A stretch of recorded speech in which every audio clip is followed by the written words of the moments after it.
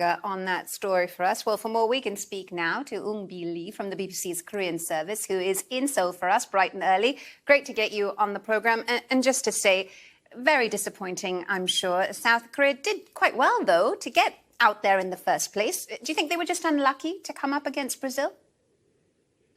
Yes. So as a South Korean, it is disappointing, but at the same time, it's impressive the country made it to the round of 16. Brazil was undoubtedly one of the strongest countries participating in the World Cup.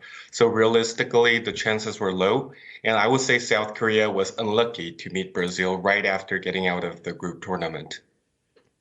Is your sense that something similar happened with Japan as well? I mean, we heard from those fans, didn't we? And what a credit, as my colleague Nestor was saying, they've been to this entire tournament. But they also went up against a pretty tough team, the previous tournament's finalist, Croatia. Yes, so Japan was amazing throughout this World Cup. Their play, their spirit, everything was perfect. And they went to toe-to-toe with 2018 runners-up Croatia. Unfortunately, there's no countries from Asia now that South Korea, Japan, and Australia all couldn't make it to quarterfinals.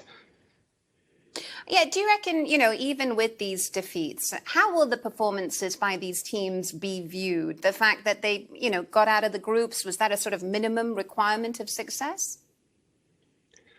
Yes, I would say so. And I think most of the public are happy. So South Korea isn't going to focus on the loss, but celebrate its wins. So South Korea made it to the round of 16 in 12 years. And it is that growth that South Korea is going to take away.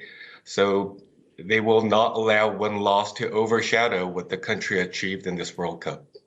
The fighting spirit. I love that. And I know it is a bit early to start looking at the future, but we're going to do that. In terms of the 2026 World Cup, what can these teams do between now and then to improve their chances of success? So for Korea, it will be finding the next Sony, next Son Heung-min. And I think in this World Cup, South Korea proved there are many rookies who would just flourish and show better performance in the upcoming World Cup. So it's about investing into that resource, and fans should keep paying attention to those rookies.